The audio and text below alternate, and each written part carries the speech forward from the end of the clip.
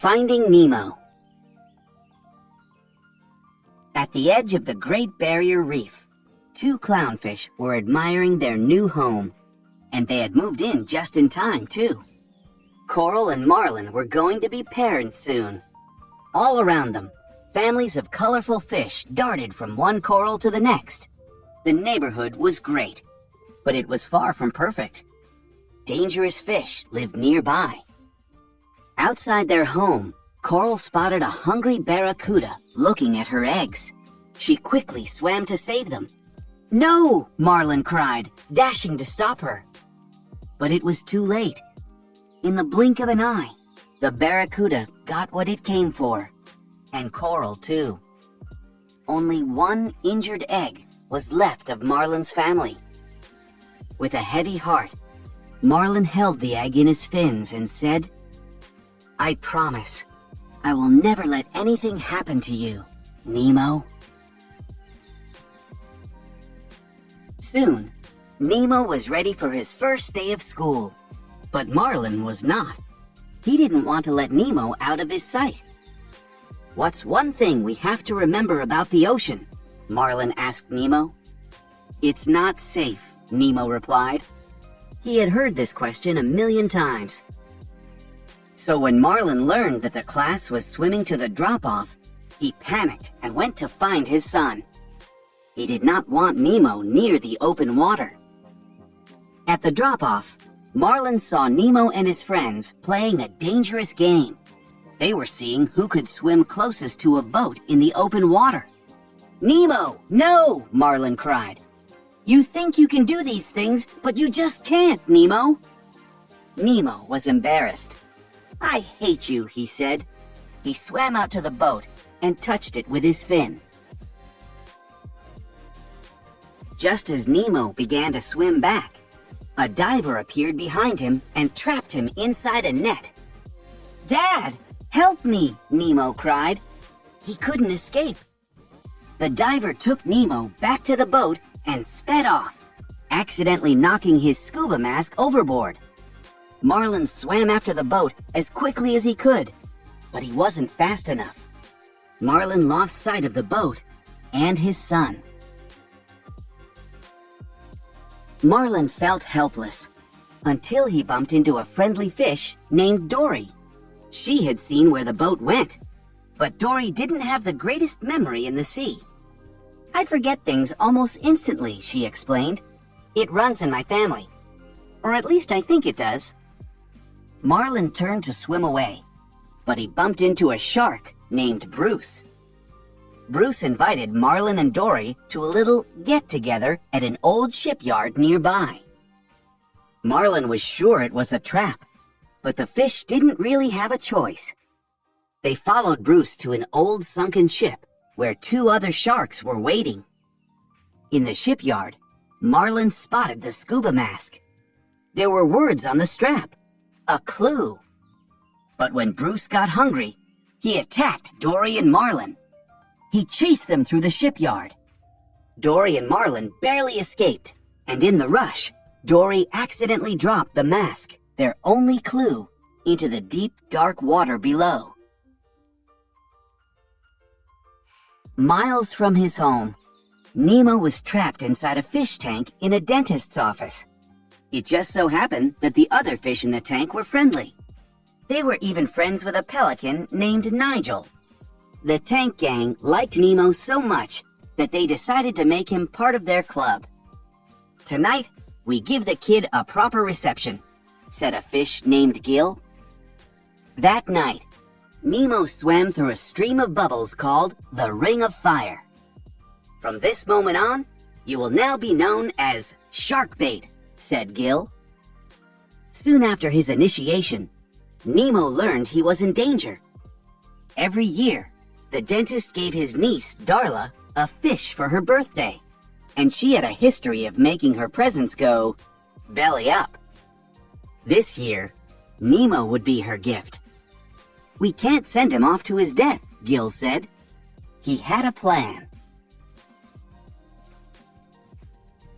Deep in the ocean, Marlin and Dory swam into a dark canyon after the mask. When they reached the bottom, a faint light appeared. As the two friends got closer to the light, a scary fish with long, sharp teeth appeared. They swam away as fast as they could, but Dory spotted the mask. "Read it," Marlin cried, trying to distract the fish. "P. Sherman," she said, slowly making out the words. 42 Wallaby Way, Sydney. They finally knew where Nemo was. As Marlin and Dory swam toward Sydney, they bumped into a jellyfish. "Come here, little squishy," said Dory, but then it stung her. Suddenly, a forest of jellyfish appeared. Marlin knew they were in danger. To get through the jellyfish safely, Marlin suggested a friendly race.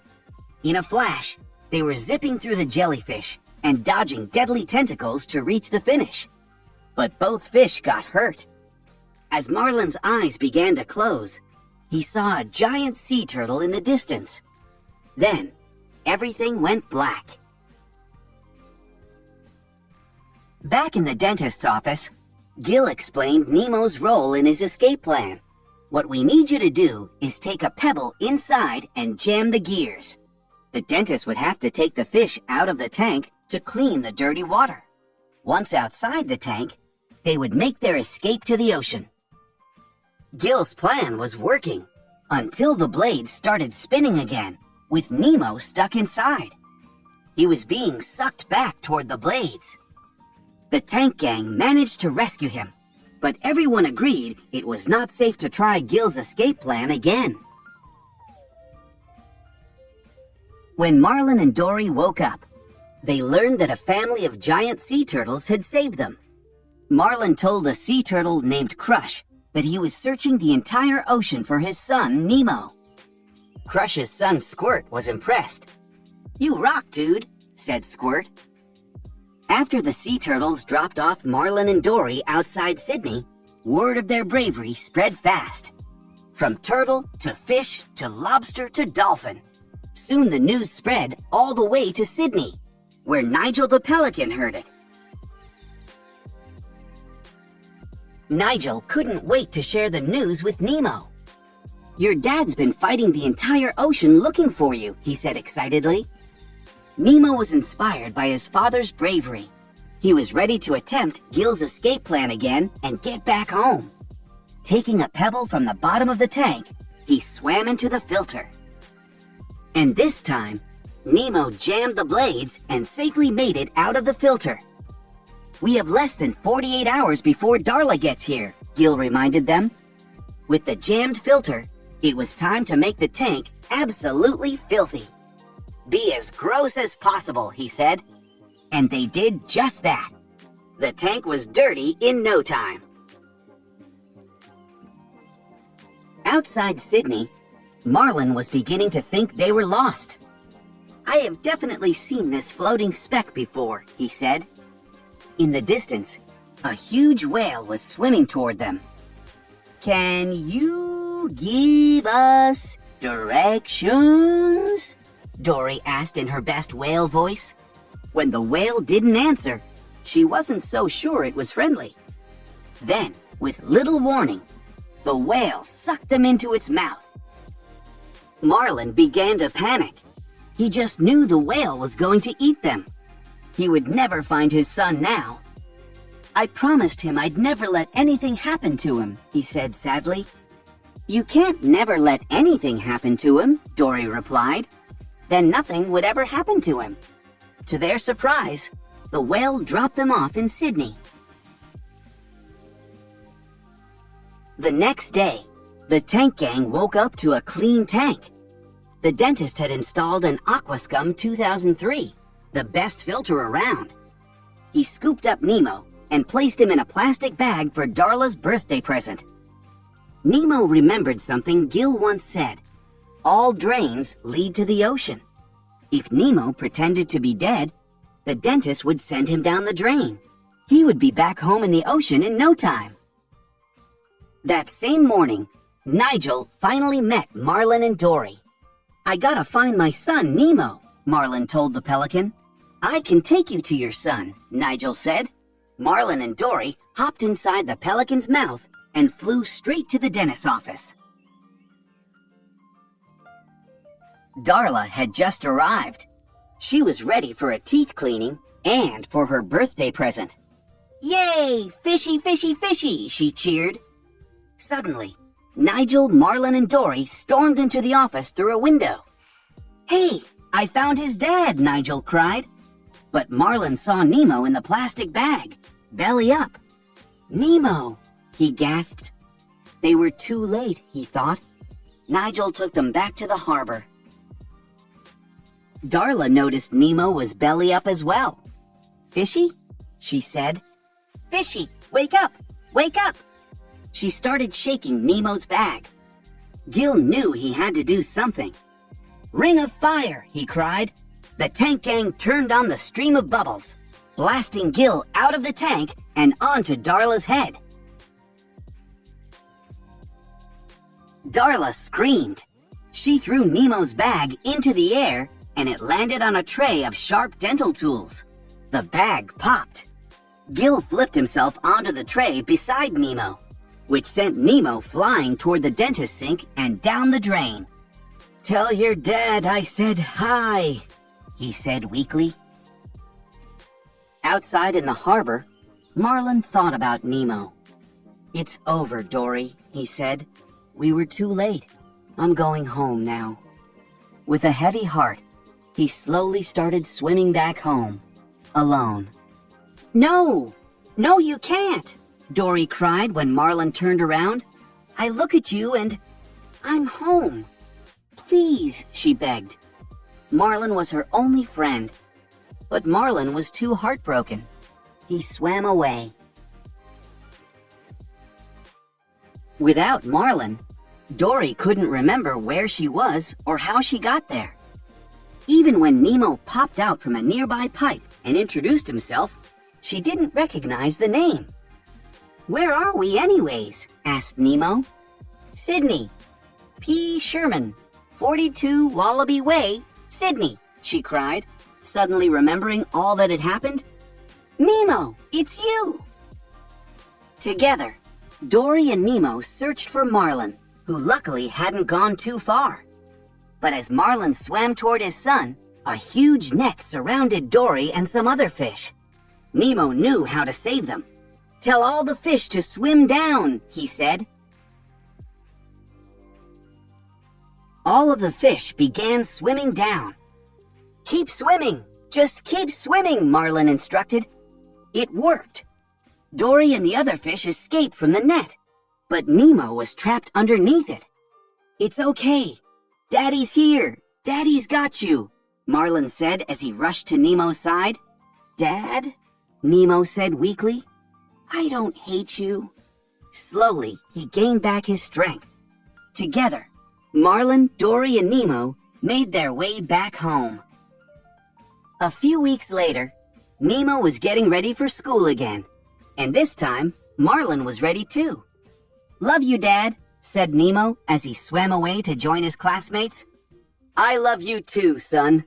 Now, go have an adventure," said Marlin.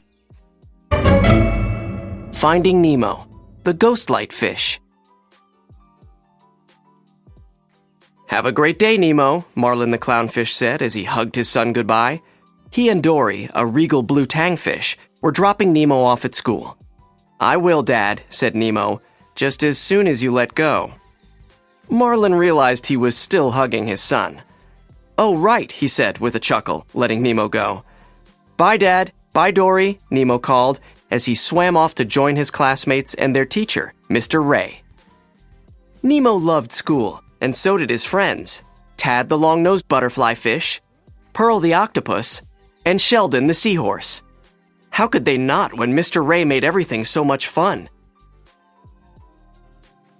Mr. Ray took his students exploring all over the reef. Every day, Nemo and his classmates got an up-close look at different kinds of sea life. That day, Mr. Ray was taking them to a clearing on the ocean floor. "Okay, explorers," Mr. Ray said when the class arrived. "Now it's time to do a little searching on your own. Let's see if each of you can find a shell. Then we'll identify them together." The students fanned out. Nemo searched in the shadows of some coral. Pearl peeked into a bit of algae. Sheldon dug in the sand. Tad was the first of Nemo's friends to find something. "Hey guys," he cried, "look at this." Nemo, Pearl, and Sheldon swam over to their friend. They stared in wonder at the gleaming white shell Tad held in his fin. "Cool," said Sheldon. "It's so pretty," said Pearl. "Where did you find it?" Tad pointed to a cave.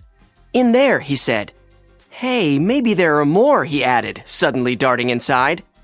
"Yeah, maybe," said Pearl, following him. "I want to find one too." "Me too," cried Sheldon, taking off after the pair. Then he paused and turned to Nemo.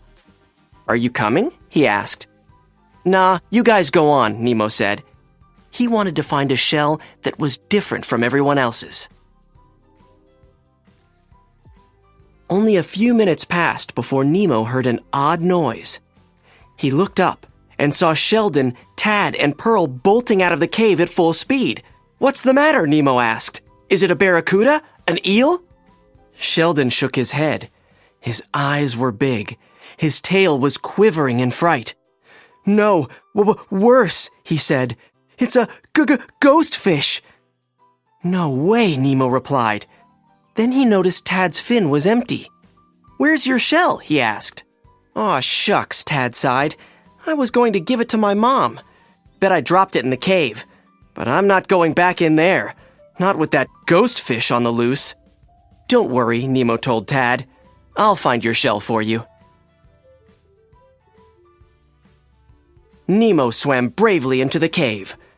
"See," he said to himself, "nothing to be afraid of here." But just then, Nemo froze.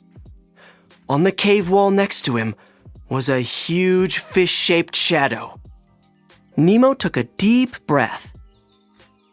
Excuse me, Mr. Ghostfish. Or is it Ms. Ghostfish?" he called. "A ghostfish?" a tiny voice said nervously. "Where? Don't let it get me!" The ghostfish didn't sound very scary, thought Nemo. Nemo swam closer to the shadow. There, cowering behind a rock, was a little fish, glowing softly. The ghostfish wasn't a ghostfish at all. It was just a little glow-in-the-dark fish who had shined on a piece of coral and made the spooky shadow. "Oh, hi," Nemo called. He wasn't afraid anymore, but the little glowing fish was. It darted behind another rock.